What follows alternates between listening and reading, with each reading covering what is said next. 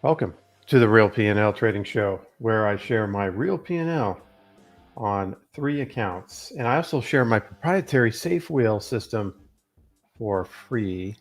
Um, Let me check my audio, make sure you guys can hear me okay. I want to make sure that I'm up and running. I had a little glitch there in the beginning. Okay, so be sure to also post any questions you might have. I'm going to make sure that I get to those questions before the end of the broadcast. Um, Let me go here. Let's see here, banners.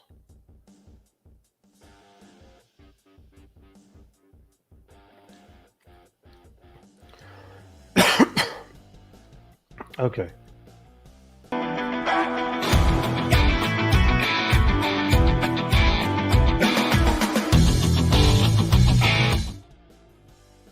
All right, there was a little glitch there. Sorry about that. Yes, Will says you can hear me okay, so I'm going to move forward here. Let's talk about the earnings edge. What happened last week with the earnings edge? This is my earnings edge account here.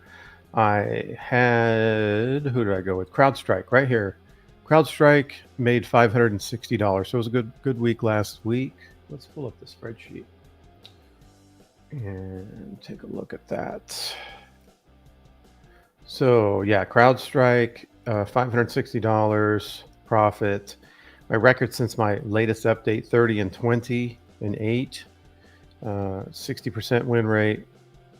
Let's look at the P&L of the account. 10,887. Okay, so you can see my P&L there. 10,887.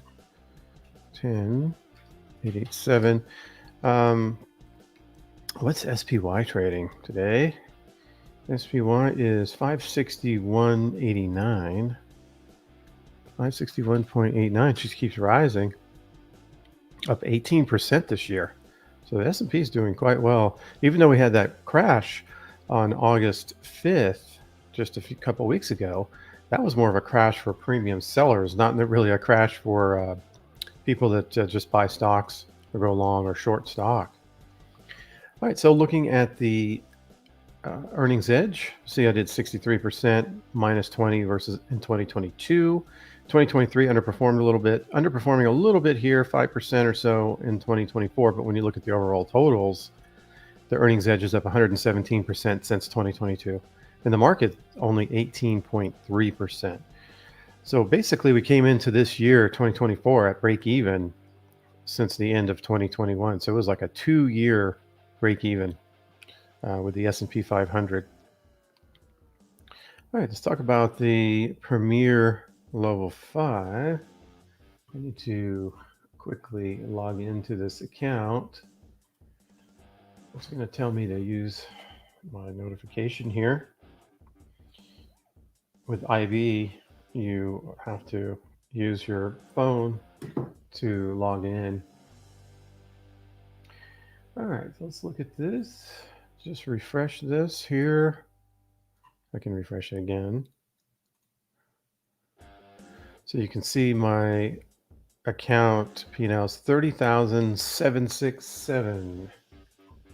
30,767. 30,767.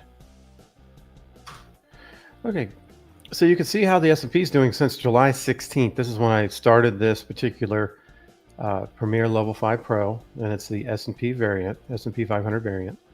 Started with $30,000. I'm up 2.56%. The market, since I started, is down. Well, it's basically at break even. So you can see that I'm already outperforming the market in about, it's been about 5 weeks.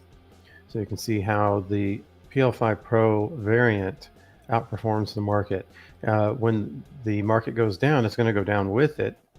So it has the same volatility as the market, maybe even a little bit more. But it so far, you can see, and I claim that it will outperform. You can see that this variant outperforms when you combine the Premier Level 5 with the S&P 500, this variant that I'm using. I have 3 wins with this trade, no losses, no break-evens, and I have 2 open trades right now. That's what's going on with the PL5 Pro S&P variant. Of course, I run the PL5 Pro without the variant in another one of my accounts. I'll get into that at the end of the month. Okay, let's talk about now the Safe Wheel. Safe Wheel, let's find that account. It's this one here, I believe. Yeah, 6188. 6188. I might be down a little bit. Yeah, so I'm down a little bit, 6188. So what happened was JD uh, came down quite a bit over the last week. And so you can see my performance 2022 outperformed by 40%, 2023 underperformed. It was a pretty big bull market, and 2024 underperforming here, but you can see overall up around 24% versus the market of 18. So the Safe Whale is still outperforming since 2022, and I have only about half the drawdown. So on a risk adjusted basis, doing quite well. Let's see what the Safe Whale has to offer today in terms of what I need to do. So I'm currently trading JD. I own 100 shares. Looks like I got assigned at 29.50. JD is currently trading at 25.75. So when I got assigned, yeah, that last week, this was at the money. So the JD is down pretty significantly in a week. Okay, first thing I need to do is look at my put hedges. My hedges, is my put hedge okay? And so the question is this under 116, under 100 days? It's not. So this is good. Is this close enough? $21. It was within 70% of 25.73. Yes, that is. And do I have my long call? I do, which expires on Friday. I have a long call here. So I have my hedges in place. The other question for the hedge would be if I own 200 shares, I would have another question for it, but I don't own 200 shares. I own 100. Okay, so what am I going to do next here? I'm going to run the traditional wheel, but I'm going to run it with two tranches. I'm never going to do three tranches, but I'm going to do two. So I'm going to sell another put. I'm actually going to open up a second tranche here, selling another put. Let's see. And then, of course, my sizing. I can talk about that. I'll do one wheel, which would be 100 shares. I'll do another wheel, which would be 200 shares maximum. And then I'll have these three put hedges protecting me. And so let's take a look. Let's make the trade then. I want to make it in this particular right here where the end of the week expires. So I want to try to get premium that expires at the end of the week. So I want to go into the puts. I want to be out of the money. So 25.50 is out of the money. And so I can get over $25 for this. So I'm going to sell the 25.50. I'm going to do one of those. See what I can get. It looks like 33 cents is the mid, maybe 34. So I'm going to sell another put. So I'm going to go into tier 2. Okay, just build that one pretty quick. So I just collected more premium. ABC, always be collecting. Always be collecting premium. That's what the Safe Wheel's about. I'm always collecting premium. With the traditional wheel, you can get caught where you're not getting any premium and you're stuck. That's what I want to avoid. That's what the Safe Wheel avoids. And that's why I consider it much safer. Okay, so that was pretty straightforward there. Just selling a put to open, and let's say I get assigned here at 25.50. So what that would mean is that the market or this particular stock would go down even further towards my three puts. So I'm protected down here at the $21 strike. Okay. Let's see if there's any questions. Shovel was first again, and Avery looks like she was second. Will says sounds good. Okay, great. Devin, hey Carl, I'm wondering what do you do with your premium? Do you keep it in the account or do you add up the month and withdraw it to your personal account? No, I haven't withdrawn any money from I'm assuming you're talking about the Safe Wheel account or any of my accounts, actually. I have not,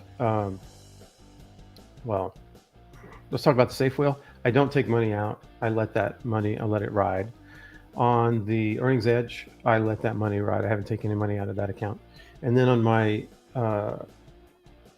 earnings on my Premier Level 5, I switched from the regular Premier Level 5 to the Premier Level 5 Pro S&P variant.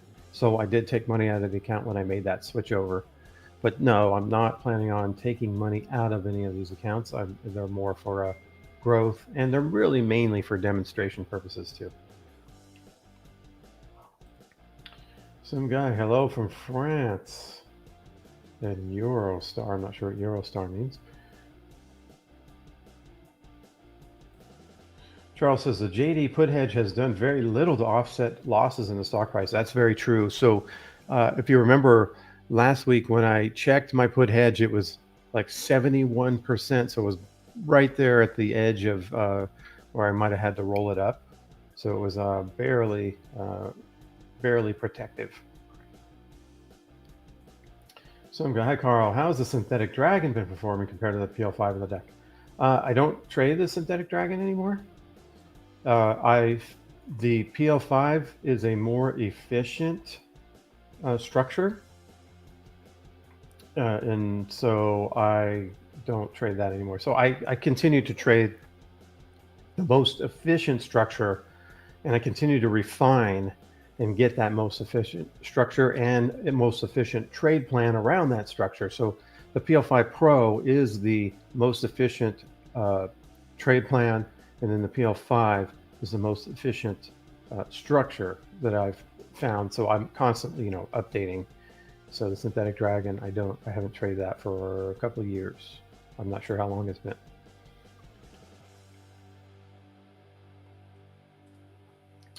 Besides showing how high our account's grown, would it make sense to show their average yearly gains?